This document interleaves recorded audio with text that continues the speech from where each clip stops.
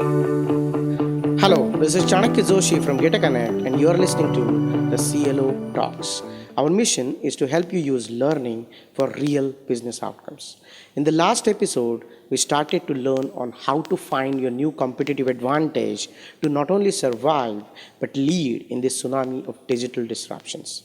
The approach was to zoom out, look at our business from the top, and find out things that are changing and how they're impacting our business. I hope you have started doing that exercise.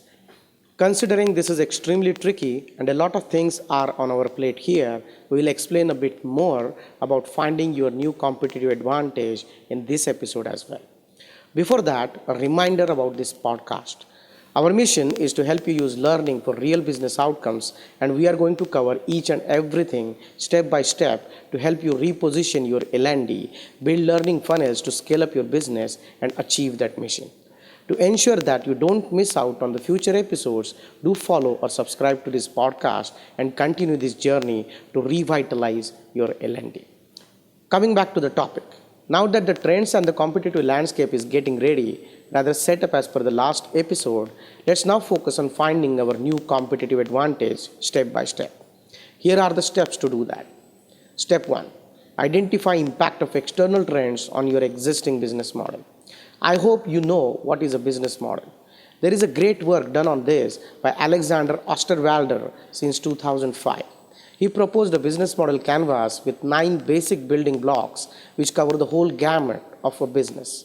They are your customer segments, your value proposition for each segment, the channels to reach customers, customer relationships you establish, the revenue streams you generate, the key resources and key activities you require to create value, the key partners, and the cost structure of the business model. With the business model canvas, you can map out your entire business model in one page. You might have already done that for your business. If not, please do it now. Once you're ready with your existing business model canvas, look at it and try to get a very good clarity on what is changing and how it is going to affect your way of doing business. Essentially, identify the impact of new trends on your business model. This is step 1. After this, step 2 is to find out your new competitive advantage. This is the real game. How you do business is going to change due to the new external environment, and that is going to affect your competitive advantage. From the earlier steps, you know what is going to change in your business model. Now, identify key capabilities that will make your company outperform. This will be your new competitive advantage. Let's take a simple example to get this process. Let's think of Walmart. In step 1, you identified the trends that are going to impact your business. Let's apply step 1 to Walmart. In that case, let's say the new trend is home delivery. Home delivery is definitely going to impact Walmart's business model. To overcome that, Walmart needs to find some way out. Maybe they have to start doing home delivery. For that, they need to have an online portal where they can take orders and then accordingly deliver them to their customers at respective homes. In this case, the new capabilities Walmart needs to develop is an online portal where they can take orders and logistics capabilities using which they can physically deliver the product. Building capabilities is a vast area for discussion, and we will cover that in the next episode.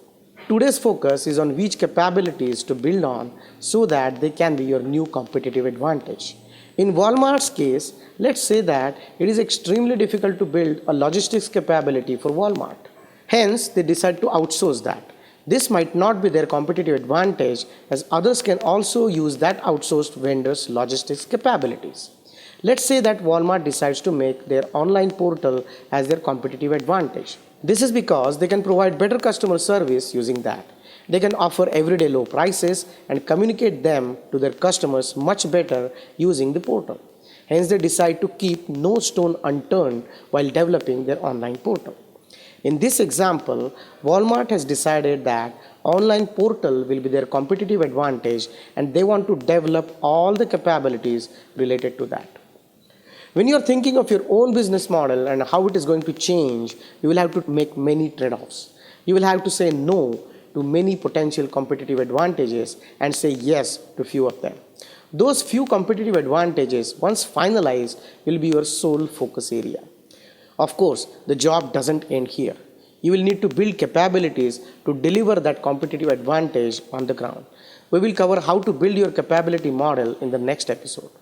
In this episode, we are only thinking about what is it that we want and what is it that we don't want. It's all about choices you make as a business. It's complicated. Finding the competitive advantage is more of an art than a science. This is why you will need involvement of your senior leadership who have deep customer insights here. I know a lot of things are on the plate here, but this needs to be done very systematically. This is going to be a very critical exercise for your business to survive in this tsunami of digital disruptions. Let's not just survive this tsunami of change, but come out on top and ride this wave. I hope this episode was useful to you. You will find all the required text and related links in our newsletter called the CLO Journal. There is a single link in the description below which will open the door to all the relevant links to our newsletters available on different platforms.